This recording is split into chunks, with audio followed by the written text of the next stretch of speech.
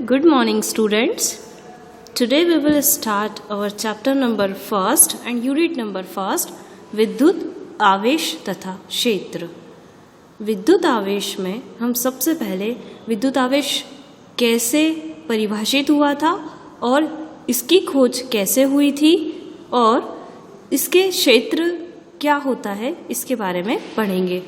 सबसे पहले हम घर्षण विद्युत के बारे में पढ़ेंगे जिसके कई सारे एग्जाम्पल आप अपनी डेली लाइफ में देख चुके हो। एग्जाम्पल के लिए हम लेते हैं कि आपने देखा होगा ठंड के दिन या शुष्क दिन जो होते हैं उस पर अगर हम किसी भी कंघा या स्केल को हमारे बालों से रगड़ते हैं और उसके बाद हम कुछ पेपर के टुकड़े रखकर उसके पास उस स्केल या कंघे को ले जाते हैं तो हमने देखा होगा कि वो पेपर के जो टुकड़े होते हैं वो कंघे की ओर आकर्षित होते हैं। इस प्रकार आपने कभी भी दो हल्की वस्तुओं को रगड़ कर देखा होगा तो उनमें कुछ आवेश उत्पन्न हो जाता है और वो वस्तुएं किसी अन्य हल्की वस्तुओं को आकर्षित करने लगती हैं।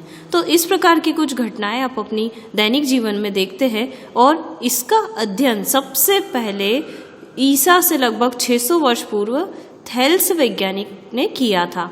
थेल्स ने इस एक्सपेरिमेंट को कैसे किया था? उन्होंने एक अंबर को इलेक्ट्रॉन कहा जाता है यूनानी भाषा में, ठीक है। तो एक अंबर की छड़ को बिल्ली का फर या बिल्ली की जो खाल होती है उससे रगड़ कर देखा था, ठीक है। तो जैसे उसने उस बिल्ली की खाल से उस अंबर की छड़ को रगड़ कर देखा था तो उस अंबर की छड़ पर कुछ ऐसे आवेश उत्पन्न हो गए जो अपने आसपास की हल्की वस्तुओं को आकर्षित करने लगे।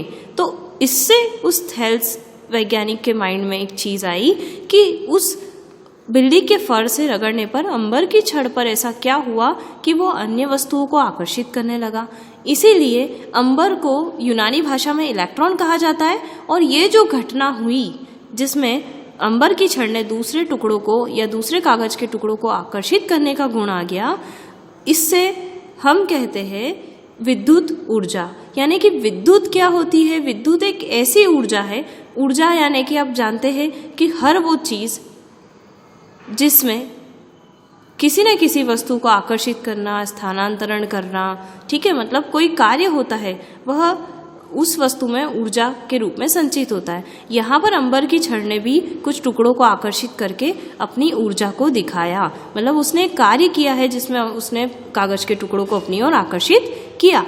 तो वो जब हमने अंबर के छड़ को बिल्ली के फर से रगड़ा था तो हमने जो भी कार्य किया था वो उसमें ऊर्जा के रूप में संचित हो गया और जिसके कारण हमने देखा कि उसने जब टुकड़ों को आकर्षित किया और उसका ये आकर्षण करने वाला जो गुण था ये विद्युत ऊर्जा कहलाया। यानी कि विद्युत क्या है? विद्युत वह ऊर्जा है जिसके कारण कोई भी पदार्थ अपने आसपास की वस्तुओं को आकर्षित कर सकता है। यानी कि पदार्थ के अंदर एक ऐसा गुण जिससे वो अपने आसपास की वस्तुओं को आकर्षित कर सकता है उसे हम विद्युत ऊर्जा कहते हैं। यानी कि हमने देखा है कि दो वस्तु को जब आपस में रगड़ेंगे तो उसमें क्या होता है? घर्षण उत्पन्न होता है, ठीक है। और ऐसे कई सारे वैज्ञानिक ने इसके बाद रिसर्च की थी, जैसे कि विलियम गिलबर्ट ने किया था, ठीक है। उन्होंने भी अंबर की जगह कांच या एबोनाइट की छड़ को लाख या गंधक या रेशम से, ऊन से, इस तरह के कुछ अन्य पदार्थों से रगड़ कर ये देखा था कि इन छड़ों पर, कांच एबोनाइट की छड़ों पर भी विद्युत पदार्थ आते हैं। तो इस प्रकार जब हम उसे अंबर या कांच की छड़े या एबोनाइट की जो भी है, अगर उसे हम पहले रगड़ने से पहले देखते हैं तो उनमें कोई आवेश नहीं होता, लेकिन रगड़ने के बाद जब हम दूसरी वस्तु को पास में लाते हैं तो उसमें आवेशित करने का गुण आ जाता है, मतलब उसके अंदर विद्युत ऊर्जा का गुण आ जाता है। तो इसी प्रकार जिस वस्तु के अंदर विद्युत ऊर्जा का गुण आ जाए उसे हम आवेशित वस्तु कहते हैं। यानी कि दो वस्तु को रगड़ने के बाद उस वस्तु पर जो आवेश उत्पन्न हो जाता है उसी कारण उस वस्तु को आवेशित कहा जाता है। यानी कि अगर हम एबोनाइट की छड़ को जैसे ही बिल्ली के फर से रगड़ेंगे तो एबोनाइट की छड़ में जो आकर्षण का गुण आएगा उसी कारण हम उस छड़ को आवेशित छड़ कहेंगे कि ये छड़ कैसी हो चुकी है? आवेशित हो चुकी है, ठीक है। और अगर हम उस वस्तु को स्थिर रख दें, मतलब ऐसी आवेशित वस्तु को अगर हम स्थिर रख दें तो वो आवेश उस स्थिर वस्तु के ऊपर स्टोर हो जाते हैं, एकत्रित हो जाते हैं, जिसे हम स्थिर विद्युत कहते हैं। अब क्या होगा, सपोज कर लो कि कोई आवेशित वस्तु है, मतलब उसे किसी अन्य वस्तु से रगड़ कर रखा है तो वो वस्तु आवेशित हो गई है। तो आवेशित होने के कारण अगर हमने उसे एक ही जगह स्थिर रख दिया तो वो आवेश उस वस्तु के ऊपर एकत्रित है, और जैसे ही कोई दूसरी वस्तु कभी भी उस आवेशित वस्तु के पास आएगी तो वो आवेश दूसरे वस्तु पर स्थानांतरित हो जाएंगे। तो इस प्रकार किसी एक स्थिर वस्तु के ऊपर आवेश का इकट्ठा होना आवेशित या स्थिर विद्युत कहलाता है, स्टैटिक इलेक्ट्रिसिटी कहते हैं। और आपकी जो फर्स्ट यूनिट है इसका नाम ही स्थिर विद्युत है, इलेक्ट्रोस्टैटिक है। ठीक है, तो हमें स्टैटिक इलेक्ट्रिसिटी के बारे में पता चला कि जब हम इस आवेशित वस्तु को एक ही जगह स्थिर रखते हैं तो इस वस्तु के ऊपर जो आवेश थे, धन आवेश या ऋण आवेश जो भी होगा, वो आवेश उसके ऊपर एकत्रित हो जाते हैं, वो चलायमान नहीं होते, वो गति नहीं करते, क्योंकि वस्तु भी स्थिर है तो वो उस वस्तु के ऊपर ही रखे हैं। तो उस वस्तु के अंदर आवेश होने के कारण तो विद्युत ऊर्जा तो है, लेकिन वो विद्युत ऊर्जा कैसी है, स्थिर है, इसलिए इसे हम स्थिर विद्युत कहते हैं। ठीक है, अब आपने छोटी क्लासेस में देखा ही होगा, 8th क्लास का टॉपिक है ये, कि बेंजामिन फ्रैंकलिन का नाम आपने सुना होगा। ठीक है, इन्होंने रेशम से कांच की छड़ को रगड़ा था और फर जो था, बिल्ली का फर था, उससे एबोनाइट की छड़ को रगड़ा था। तो उसने देखा था कांच की छड़ और एबोनाइट की छड़ दोनों ही आवेशित हो जाती है। अब कुछ इस प्रकार के प्रयोग को हम ध्यान से देखेंगे कि आवेश दो प्रकार का होता है। ये हमें कैसे पता चला, तो देखो पहला प्रयोग देखिए, कांच की छड़ को रेशम से रगड़ा था। ये कांच की छड़ है, इसको रेशम से रगड़कर इस तरह धागे से लटका दिया। इसी प्रकार दूसरी छड़ को भी रेशम से ही रगड़कर इस प्रकार लटका दिया। फिर हमने दोनों ही छड़ को जब पास में लाए तो हमने देखा कि दोनों छड़ एक दूसरे को प्रतिकर्षित करती है, मतलब इनके अंदर एक आवेश तो आ चुका है, ये आवेशित तो हो चुकी है, लेकिन ये एक दूसरे को क्या कर रही है, प्रतिकर्षित, मतलब एक दूसरे को दूर भेजती है। तो इस तरह हमें ये पता चला कि कांच की छड़ को जब रेशम से रगड़ा था और दूसरी वाली कांच को भी रेशम से ही रगड़ा था, तो दोनों ही छड़ पर एक समान प्रकार का आवेश उत्पन्न हो चुका है, और इन छड़ों पर जो आवेश उत्पन्न हुआ था उसे हमने धन आवेश नाम दिया। इसी प्रकार जब हमने एबोनाइट की छड़ को बिल्ली के फर से रगड़कर उसे लटका दिया और दूसरी एबोनाइट छड़ को भी उसी फर से रगड़कर लटका दिया, तो हमने देखा कि दोनों ही छड़ पर एक ही प्रकार के पदार्थ से रगड़ने के कारण समान आवेश उत्पन्न हुआ है, क्योंकि दोनों छड़ एक दूसरे को क्या कर रही है, प्रतिकर्षित कर रही है। और तीसरा उपयोग में हमने देखा था कि एक छड़ तो हमने एबोनाइट की ले ली फर से रगड़कर, और दूसरी छड़ हमने कांच की ले ली। तो दो अलग अलग प्रकार की छड़ को अलग अलग प्रकार के पदार्थ से रगड़ा और फिर दोनों को पास में लाया गया, तो हमने ये देखा कि दोनों ही छड़ एक दूसरे को आकर्षित करती है। और इससे हमें ये पता चला कि अगर एक ही जैसे पदार्थ को एक ही जैसे पदार्थ से रगड़कर जब पास में लाया जाता है तो दोनों के बीच में प्रतिकर्षण होता है, यानी दोनों एक दूसरे को दूर भेजती है। जबकि दोनों ही अलग अलग प्रकार की छड़ों को पास में लाया गया तो दोनों के बीच में आकर्षण हुआ। इससे हमें यह निष्कर्ष पता चला कि दो प्रकार के आवेश होते हैं, एक तो आकर्षित करने वाले और दूसरे प्रतिकर्षित करने वाले, और एक समान प्रकार के पदार्थ को प्रतिकर्षण हो रहा है। इससे ये निष्कर्ष निकला कि समान प्रकार के जो आवेश होते हैं वो एक दूसरे को प्रतिकर्षित करते हैं और विपरीत प्रकार के जो आवेश होते हैं एक दूसरे को आकर्षित करते हैं। तो साइंटिस्ट जो थे, फिजिसिस्ट जो थे, उन्होंने इस एक्सपेरिमेंट को करके ये दो सबसे मेन प्रॉपर्टीज या सबसे खास विशेषताएं कह सकते हैं हम आवेश की, जो उन्होंने प्राप्त की कि समान आवेश के बीच में प्रतिकर्षण होता है और विपरीत आवेश के बीच में आकर्षण होता है। ठीक है, अब ये जो दो प्रकार के आवेश हुए, इससे निष्कर्ष क्या निकला कि या तो प्रतिकर्षित करने वाले आवेश है या आकर्षण हो रहा है, यानी कि कोई दो प्रकार के आवेश मौजूद है जिसके कारण वो दो प्रकार जो एक जैसे है वो प्रतिकर्षण कर रहे हैं और दो अलग अलग हैं वो आकर्षण कर रहे हैं। तो उस दो प्रकार के आवेश को उन्होंने ऋण आवेश और धन आवेश का नाम दिया। और उसी समय उन्होंने कांच की छड़ पर जो उत्पन्न हुआ था उस आवेश को क्या माना?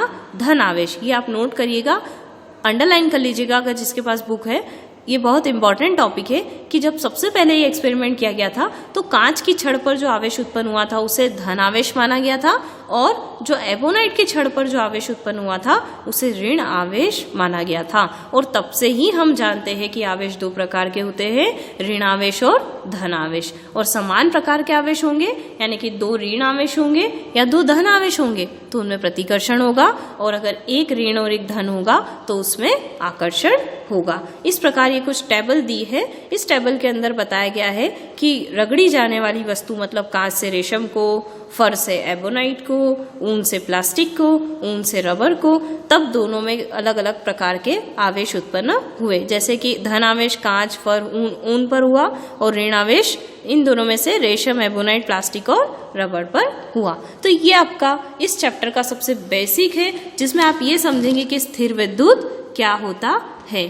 ठीक है, अब हम आवेश उत्पत्ति का इलेक्ट्रॉनिक सिद्धांत पढ़ेंगे। हम जानते हैं कि प्रत्येक परमाणु, मतलब हर कोई पदार्थ जो होगा वो परमाणुओं से मिलकर बना होगा, है ना, या फिर कह सकते हैं कि परमाणुओं से मिलकर पदार्थ की संरचना होती है। और सभी के अंदर आवेश वो नाभिक होता है। ठीक है, ये भी आपने पढ़ा है 11th में। तो हर पदार्थ के परमाणु के अंदर एक केंद्र होता है जिसे हम नाभिक कहते हैं, और उस केंद्र के अंदर हमने ये भी पढ़ा है कि धन आवेश यानी कि प्रोटॉन और न्यूट्रॉन के कण पाए जाते हैं। ठीक है, धनावेशित कण जो होते हैं वो प्रोटॉन कहलाते हैं, और अनावेशित मतलब जिन पर कोई आवेश नहीं होता वो न्यूट्रॉन कहलाते हैं। इसी प्रकार हमने ये भी पढ़ा है कि उसी परमाणु के नाभिक के आसपास इलेक्ट्रॉन चक्कर लगाते हैं एक निश्चित कक्षाओं में, और उन्हीं इलेक्ट्रॉन पर ऋणावेश होता है। और किसी भी परमाणु पर जितने प्रोटॉन की संख्या होती है उतने ही उस पर इलेक्ट्रॉन की संख्या होती है, और इस प्रकार वो परमाणु उदासीन कहलाता है। लेकिन आपने देखा होगा कि जैसे ही आप दो पदार्थों को आपस में रगड़ते हैं तो वो दोनों पदार्थ आवेशित कैसे हो जाते हैं? तो इसका मतलब है कि जब आपने दो पदार्थ को आपस में रगड़ा तो पहले उनके अंदर जो परमाणु थे वो उदासीन थे, मतलब उनमें प्रोटॉन और इलेक्ट्रॉन की संख्या बराबर थी, जिनको आप बंद इलेक्ट्रॉन कहते हैं, जो फिक्स है।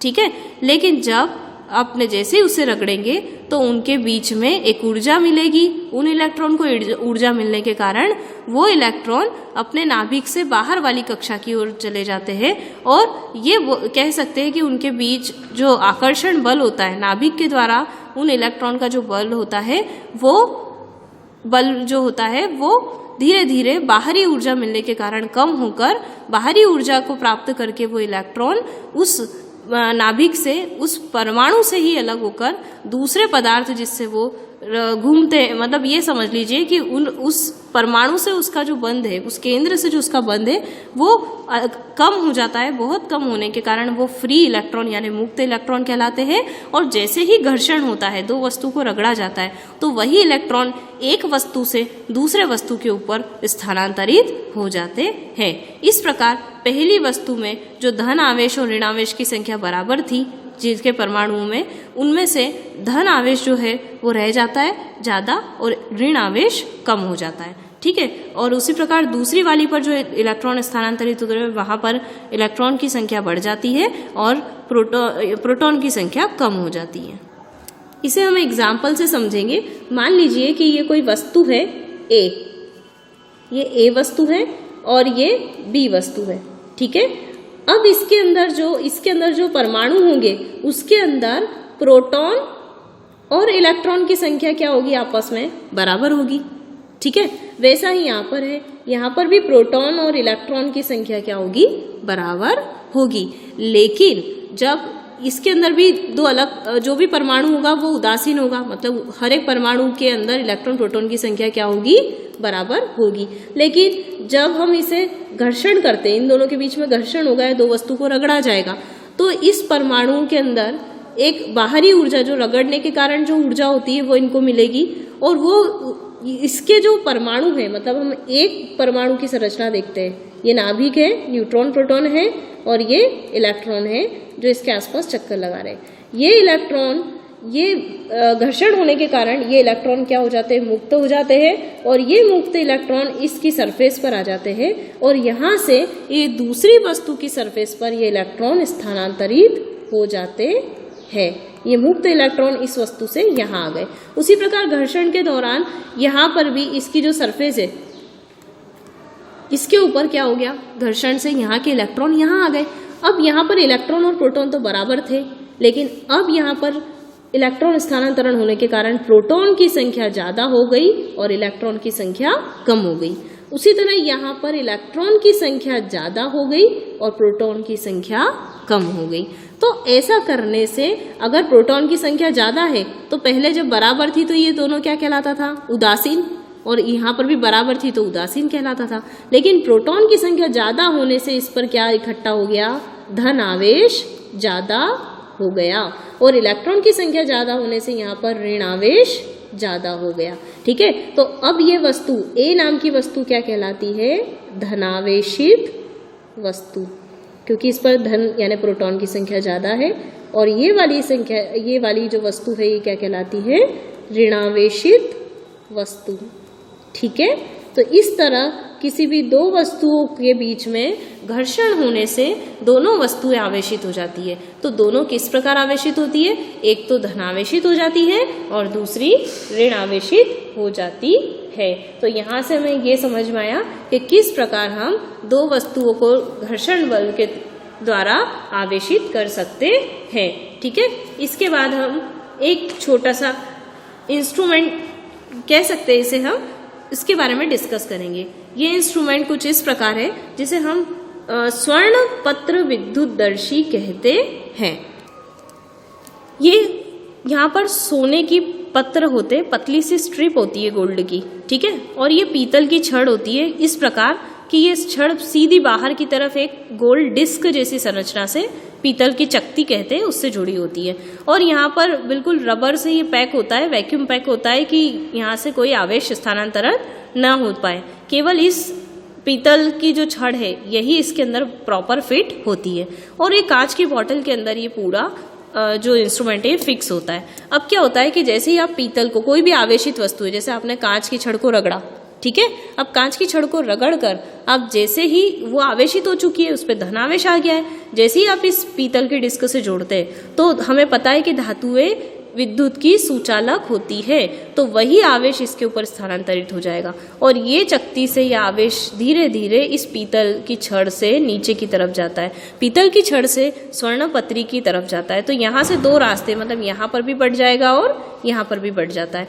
ऐसा करने से हम देखेंगे कि यहाँ से वो धनावेश इधर भी आ गया, इधर भी आ गया, दोनों सिरे पर धनावेश होने के कारण ये दोनों आवेश एक दूसरे को क्या करेंगे, प्रतिकर्षित करेंगे और हम देखते हैं कि ये पत्री इस तरह से खुल जाती है। तो इससे हमें ये पता चलता है कि दो आवेश एक दूसरे को प्रतिकर्षित करते हैं। तो ये बहुत अच्छा इंस्ट्रूमेंट बनाया गया था जिससे हम आवेश के आकर्षण और प्रतिकर्षण के गुण को देख सकते हैं। ठीक है, तो ये बहुत अच्छा एक्सपेरिमेंट है, आप इसके बारे में पढ़िएगा। तो आपका वर्क है कि आप गोल्ड लीफ इलेक्ट्रोस्कोप के बारे में एक बार देखिएगा, बहुत अच्छा इंस्ट्रूमेंट है। और उसके बाद आपका नेक्स्ट होमवर्क जो रहेगा वो है चालक और कुचालक या विद्युत रोधी, इनके बारे में पढ़ना। चालक वस्तु और कुचालक जो आप छोटी क्लासेस में पढ़ चुके हैं, ऐसे पदार्थ जो विद्युत तथा ऊष्मा को स्थानांतरित कर देते हैं एक जगह से दूसरी जगह तक, या विद्युत धारा या आवेशों का प्रवाह कर सकते हैं, उसे हम चालक कहते हैं। और ऐसे पदार्थ जो आवेश का प्रवाह नहीं कर सकते, आवेश का प्रवाह इसका मतलब होता है विद्युत को प्रवाहित करना। ठीक है, तो जो विद्युत धारा का प्रवाह नहीं कर सकते या आवेश को प्रवाह नहीं कर सकते, ऐसे पदार्थ कुचालक या विद्युत रोधी कहलाते हैं। जैसे कांच है, एबोनाइट है। ठीक है, अब 12th स्टैंडर्ड के अकॉर्डिंग आप जैसे पहले पढ़ते थे कि विद्युत धारा प्रवाहित हो जाती है, बट आपको समझना होगा कि विद्युत धारा मतलब क्या। विद्युत धारा का मतलब होता है किसी पदार्थ का वो गुण जो आवेश को प्रवाहित कर सकता है। आवेश मतलब इलेक्ट्रॉन या प्रोटॉन। ठीक है, तो जो आवेश को प्रवाह कर सकता है वो कुचालक कहलाएगा और जो आवेश प्रवाह नहीं कर सकता जो आवेश को प्रवाह कर सकता है वो चालक कहलाता है, सुचालक, और जो प्रवाह नहीं कर सकता वो कुचालक या विद्युतरोधी कहलाता है। ठीक है, इसके द्वारा अब हम नेक्स्ट लेक्चर में आवेश की विधियों के बारे में पढ़ेंगे। ठीक है, कि आवेश किसके द्वारा उत्पन्न कर सकते हैं। तो हम आवेश की 3 विधियां पढ़ेंगे, चालन द्वारा यानी कंडक्शन, प्रेरण द्वारा यानी कि इंडक्शन। ठीक है, पहले ये 2 मेन मेथड है, इसके बारे में पढ़ेंगे। Thank you.